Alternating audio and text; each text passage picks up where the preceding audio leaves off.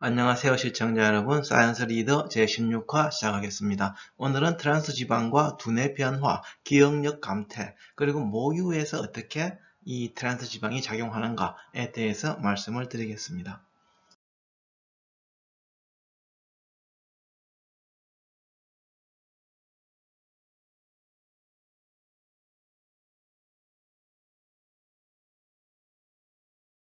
참으로 인기가 많죠. 그 어떤 사람은 천국에서 온 맛인가 싶을 정도로 맛있고 또 빠르고 저렴하고, 그래서 우리 그 현대인들에게 딱 맞는 음식이 아닌가라고 말할 정도입니다. 사실은 20세기가 아니고 19세기에 먼저 발명이 됐고 20세기에 이제 본격적으로 미국에서 상업화가 됐죠.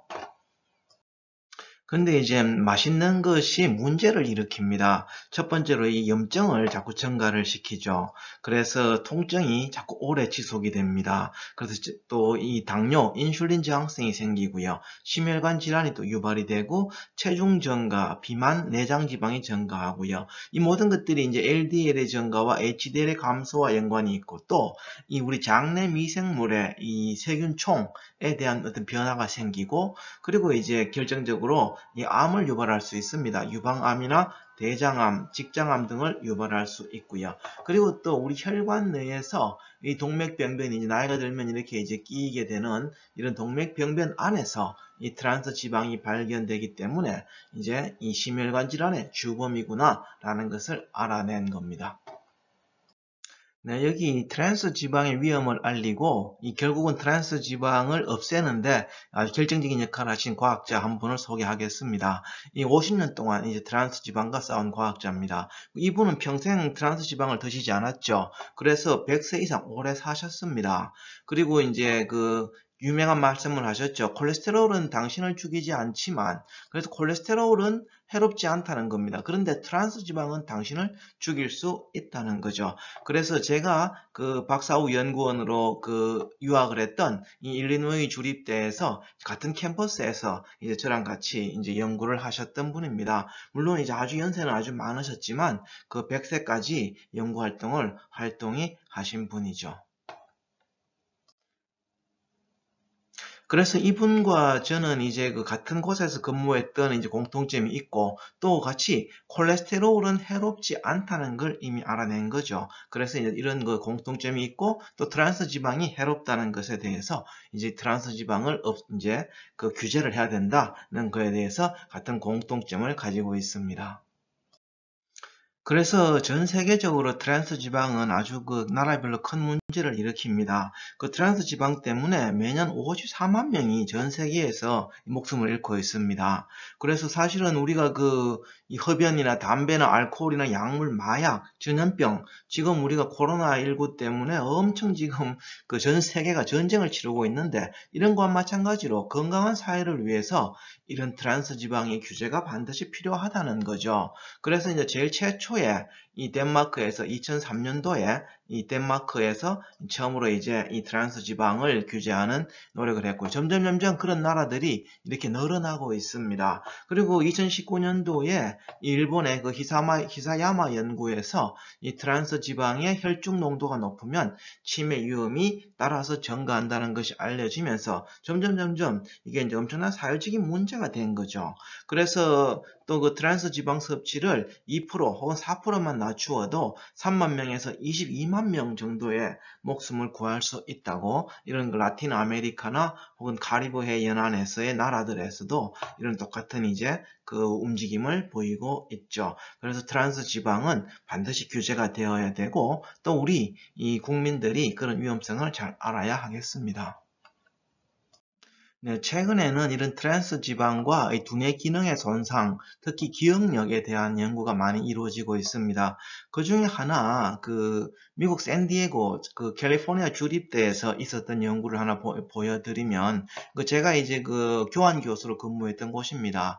이제 45세 되는 성인 남자 694명을 대상으로 이제 그 카드를 보여주면서 이제 기억력 테스트를 합니다. 그러면 45세 남자의 평균이 한 86단어 정도를 기억을 합니다. 그런데 이제 이 참여자들의 트랜스 지방의 섭취량과 이 기억력의 그 정도를 비교를 해보니까요.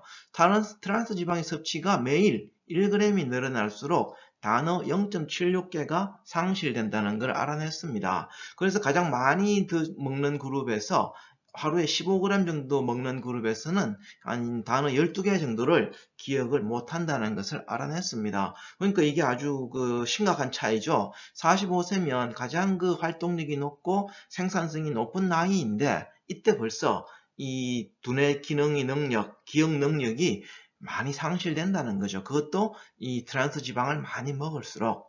그래서 이게 이제 2015년도에 논문으로 이제 보고가 됐고요. 그거 말고도, 기억력 말고도 이런 우울증이나 혹은 수면 장애, 그리고 또 기분 장애, 혹은 또 중풍이나 뇌졸중의 위험, 이런 것들이 따라서 증가한다는 것이 최근에 자꾸 밝혀지고 있습니다. 그 이유를 살펴보니까 이제 트랜스 지방 때문에 염증이 증가하고요. 그 다음에 혈전이 따라서 증가하고, 그리고 이런 LDL의 증가와 이런 것들이 모두 다 HDL의 감소와 연관이 있고, 그래서 이들이 기억력의 감소나 혹은 심뇌혈관에 있어서 뇌벽의 손상, 이런 것들이 모두 다 이제 질병으로 나타날 때는 중풍이나 뇌졸중으로 나타날 수 있다는 거죠.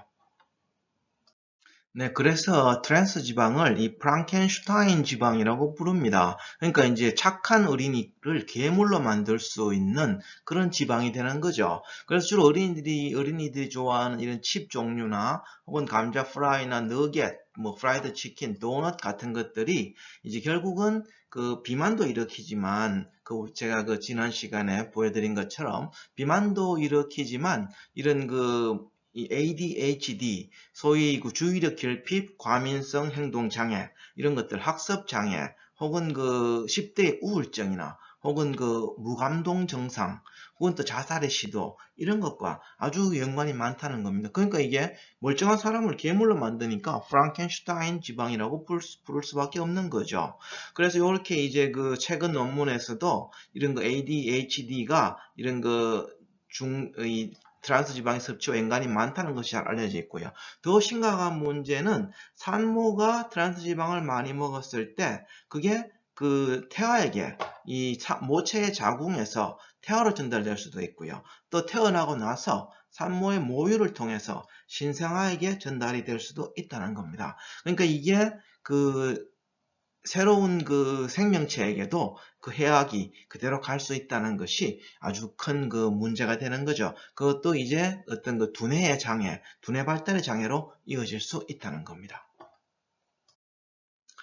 특히 산모의 환경 혹은 또 산모의 식생활, 즉 산모가 먹은 것이 결국은 이렇게 이제 모유가 돼서 이렇게 우리가 모유의 전달 형태, 밀크 팻 글로벌이라고 부릅니다. 이 모유가 돼서 신생아에게 전달이 되는데, 그러면 신생아는 이 모유를 먹고 이 자기의 발달을 이루고 또 면역도 성장하고 또 이런 장내의 세균총을 만듭니다. 그러니까 이 모유가 엄청 이 신생아에게 건강에는 엄청 중요한 거죠. 우리가 모두 다 잘 알고 있는 사실입니다. 그런데 여기에 이 모유 안에 이제 산모가 먹은 트랜스 지방이 들어갈 수 있다는 거죠. 그래서 우리가 모유를 좀 더 분석을 해보면 이제 신생아에게 필수 영양물질과 콜레스테롤을 전달하기 위해서 모유가 이제 이렇게 유선 조직으로부터 만들어집니다. 그래서 유선 조직에서 이제 이런 밀크 팻 글로벌이라고 부르죠. 이런 밀크 팻 글로벌 생산이 이제 이루어지는데 여기에 A4A1, 즉 HDL을 구성하는 단백질입니다. 이 A4A1이 이 밀크 팻 글로벌의 형성에 관여를 하고요. 그래서 이렇게 이 안에 이제 콜레스테롤이 들어가 있고, 그 다음에 이게 그대로 이제 신생아에게 전달이 된다는 거죠. 그래서 유선 조직으로부터 이제 이 모유를 만드는 과정, 그래서 콜레스테롤을 분비하는 과정을 자세히 보면 최종적으로는 이제 이렇게 밀크 쪽으로 이렇게 밀크 팻 글로벌, 소위 구형 모유 지방 조직, 지방이 이제 이렇게 둥근 형태로 만들어집니다. 근데 여기에서 이제 A4A1이 관여하면서 이 밀크 팻 글로벌을 받아내 온다는 거죠. 그래서 여기에 보시면 이제 콜레스테롤이 이런 밀크 팻 글로벌에 많은데 HDL을 구성하는 단백질인 A4A1이 이 콜레스테롤을 다 받아내 온다는 겁니다. 그래서 이 혈액에만 A4A1, HDL이 존재하는 것이 아니라 이 모체의 모유에도 이 A4A1이 중요하게 작용을 한다는 거죠. 그래서 여기에 모유의 콜레스테롤이 많을수록 이제 그 신생아에게 두뇌 발달에 좋다는 겁니다. 그래서 정상적인 신생아의 두뇌 발달을 위해서 이 모유 속에 콜레스테롤이 꼭 필요하다는 거죠. 이게 이제 그 모유의 건강. 그래서 분유에는 콜레스테롤이 많지 않습니다. 반드시 모유에 많다는 거. 이게 이제 중요한 사실이 됩니다. 그래서 처음에 많은 분들이 깜짝 놀랍니다. 콜레스테롤은 해로운 줄 알았는데 그게 왜 모유에 많냐고요. 그렇지만 사실은 콜레스테롤은 나쁜 게 아닙니다. 이 두뇌 발달에 아주 중요하죠. 이 콜레스테롤이 아기의 세포, 두뇌 세포를 발달시키는데 아주 중요하죠. 그래서 정말 반전이 됩니다. 그래서 일반적인 분유들에게는 제품들을 시판되고 있는 것들에게는 이렇게 그 콜레스테롤이 많지 않습니다. 그런데 모유에는 이렇게 상당히 많죠. 거의 그 60mg/dl니까 우리 피 속에 있는 양의 한 3분의 1 정도가 모유에 있다고 보시면 됩니다. 그리고 모유에 왜 콜레스테롤이 많은지에 대해서는 다음 회에 자세히 설명을 하겠습니다. 그래서 이제 그 트랜스 지방을 많이 섭취하는 산모들을 모집했습니다. 그럼 그분들의 모유에는 대조군과 어떤 차이가 있을까? 그래서 주 5회 이상 섭취하는 이제 산모들을 이 이제 생로병사의 비밀팀과 같이 이제 모았습니다. 그렇게 해서 이제 뭐 한 5회 이상 드시는 분들에 대해서 사실 이분들도 상당히 자기의 모유의 품질에 대해서 매우 궁금해 하시더라고요. 그래서 이제 이제 실험을 진행을 했습니다. 그래서 이분들의 모유 성분도 분석하고 그 기능도 평가를 했죠. 네, 그렇게 해서 얻어지는 이제 논문의 결과입니다. 그래서 2016년도에 제가 발표를 했고요. 그래서 트랜스 지방을 자주 섭취한 산모의 모유는 중성지방과 포도당의 함량이 매우 높았다. 그리고 콜레스테롤은 매우 낮았고 또 HDL을 구성하는 단백질 A4A1의 함량이 매우 낮았다는 겁니다. 그래서 우리가 흔히 혈액 안에서도 A4A1이 줄어들면 굉장히 그 심혈관 질환의 위험이 높아지는데 이 트랜스지방을 많이 먹은 산모의 모유에서는 그런 그 A4, A1, HDL을 구성하는 단백질이 낮았고 이런 것들이 모두 다 배아의 성장이나 생존에 방해의 효과를 보였다는 겁니다. 그래서 이렇게 이제 트랜스 지방을 잘 안 드시는 분들보다 많이 드시는 분들이 거의 한 3분의 1 정도로 콜레스테롤이 감소했고요. 그렇지만 분유보다는 여전히 많았습니다. 그래서 뭐고 트랜스 지방을 많이 드신다고 해서 자기 모유가 나쁘니까 뭐 분유로 바꾸거나 그럴 필요는 전혀 없을 것 같습니다. 그리고 분유의 특징은 굉장히 중성 지방이 높죠. 그런데 트랜스 지방을 많이 드시는 분들에게서 이렇게 중성 지방이 많이 올라가 있습니다. 중성 지방이 올라갔다는 것은 염증 유발과 연관이 있다는 것을 잘 보여줍니다. 그리고 이제 이런 트랜스 지방을 많이 드신 산모들의 모유를 제브라피시비아에게 미세 주입을 해보면 이렇게 대조군보다 생존율이 이제 제브라피시비아의 생존율이 감소했죠. 그렇지만 여전히 분유보다는 높습니다. 그리고 또 이렇게 빨간색의 산화물들 염증이 많이 좀 증가하는 것을 볼 수가 있는데 대조군에 비해서는 그래도 분유보다는 아직까지는 저도 이 산화물이 적다는 것을 보여주고 있습니다. 그리고 이제 발달 속도가 이 트랜스 지방을 많이 드신 산모들의 모유가 이 대조군보다는 조금 느리다. 그렇지만 여전히 분유보다는 더 빠르다는 걸 알 수가 있습니다. 네, 이 결과에서 우리는 트랜스 지방을 섭취한 모유에서 A4A1의 크기가 이렇게 감소했다는 걸 알 수 있습니다. 대조군에 비해서 좀 더 아래쪽으로 이렇게 있죠.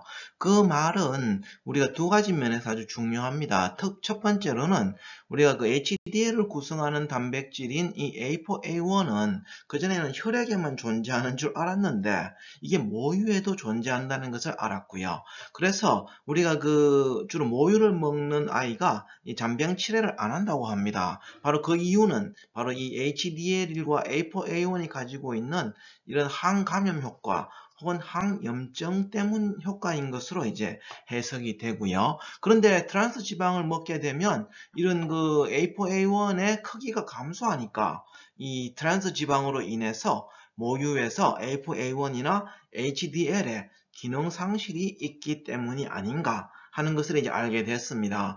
그래서 이게 결국적으로는 제브라피시 배아의 생존율 감소와 연관이 있구나 하는 것을 이제 알게 된 것입니다.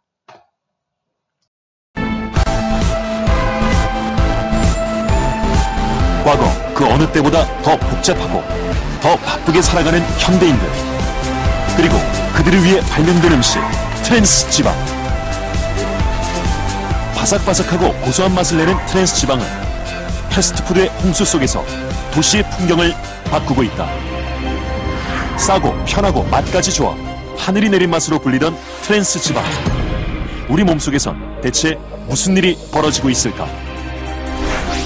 제일 큰 혈관 입구가 완전히 100% 막혀 있었어요. 바로 사망하는 거죠.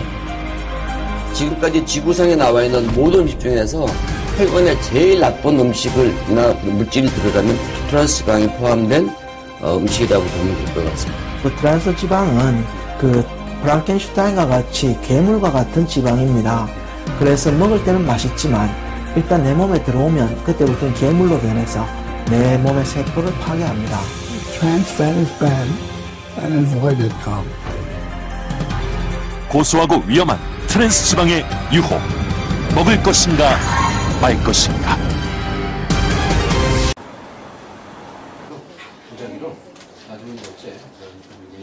트랜스 지방의 영향은 몇 살부터 시작될까? 우리는 양주시의 한 보건소에서 모유 수유 중인 엄마들을 만났다. 모유는 엄마의 몸에서 아기에게 곧장 전달되기 때문에 엄마들 사이에서도 음식에 대한 고민이 많았다. 내가 먹는 것 때문에 얘가 잘 못 먹는 건 아닌지, 왜 음식이 좋은 게 있고 나쁜 게 있는데 내가 이걸 먹으면 얘한테 어떤 영향을 미칠지. 잔디머리 안 힘들어요? 자주 드시는 분이 계신가요? 자주 먹어요. 네. 빵이 제일 먹기 쉽고 간편하고, 그리고 이제 왜 저녁에 애기 재워놓고 나면 허기지니까 햄버거 시켜 먹고 치킨, 피자. 수유하고 나면 또 배도 고플 때 있거든요. 맞아요. 일단 간편한 거, 그리고 내가 안 해도 되는 거, 짧게 먹을 수 있는 거. 애기를 봐야 되니까 1, 2분 안에 내가 그냥 빨리 먹을 수 있는 거. 그래서 찾게 되는 것 같아요. 엄마가 먹은 트랜스 지방은 모유에 어떤 영향을 줄까? 우리는 엄마들의 협조를 받아 트랜스 지방을 섭취하는 그룹과 아닌 그룹으로 나눈 후 각각의 모유 샘플을 채취해 분석해 보기로 했다. 모유 성분 분석을 진행한 영남대 생화학 실험실. 모유 샘플은 총 8개를 의뢰했다. 4개는 트랜스 지방을 섭취한 엄마의 모유, 다른 4개는 트랜스 지방이 없는 식사를 한 이들의 모유다. 먼저 2그룹의 모유를 제브라피쉬의 배아에 주입했다. 그리고 객관적인 평가를 위해 분유를 주입한 그룹을 하나 더 추가했다. 48시간 동안 어떤 변화가 일어나는지 관찰했다. 제브라피쉬는 얼마나 살아남았을까? 정상 모유를 주입한 그룹은 66%, 트랜스 지방 모유 그룹은 56%, 그리고 분유 그룹은 39%까지 생존율이 떨어지는 것으로 나타났다. 제브라피쉬 배아에게 주입을 해보니까 그 제브라피쉬 배아의 생존율이 현저히 감소를 했습니다. 그래서 그 같은 모유라도 트랜스 지방을 많이 먹은 모유가 이 제브라피쉬 배아에게 좀 더 독성이 있구나 하는 것을 알 수가 있었습니다. 또 한 가지 주목할 점은 생존한 배아의 성장 속도다. 정상 모유를 주입한 그룹의 경우 눈이 까맣게 발달하고 꼬리가 쫙 펴진 반면 트랜스 지방 모유를 주입한 그룹은 성장 속도가 늦었고 분유 그룹은 더 늦었다. 트랜스 지방이 많이 든 모유보다 분유가 더 나은 건가요? 분유하고 비교를 해보면 그 중성 지방의 양은 비슷할지라도 제브라피쉬 배아의 생존율은 모유가 훨씬 높습니다. 그래서 그 트랜스 지방을 먹은 산모가 굳이 모유를 포기하고 분유를 먹일 필요는 없을 것 같고요. 이런 그 트랜스 지방의 섭취를 자제해서 자기 모유의 질을 좀 더 그 좋은 방향으로 올릴 수 있는 그런 이 결과가 제시될 수 있습니다. 네, 그래서 정리를 해보면 우리 트랜스 지방이 이제 이런 두뇌 기능도 손상시키고 집중력, 기억력장애 일으킵니다. 그리고 ADHD나 우울증, 수면장애 일으키고 또 산모의 트랜스 지방이 태아에게 전달될 수 있고 모유의 염증 유발 증가나 혹은 그 모유의 품질 저하를 일으킬 수 있다는 거죠. 그래서 우리가 정책적인 규제나 대국민 홍보 교육이 필요하다는 것을 잘 보여주고 있습니다. 네, 다음 시간에는 우리가 콜레스테롤과 두뇌 발달, 특히 모유에 왜 콜레스테롤이 많은가, 그리고 또 이 콜레스테롤이 부족하면 왜 치매가 생기는가 등등에 대해서 좀 더 알아보겠습니다. 네, 이것으로 사이언스 리더 제16회 마치겠습니다. 감사합니다.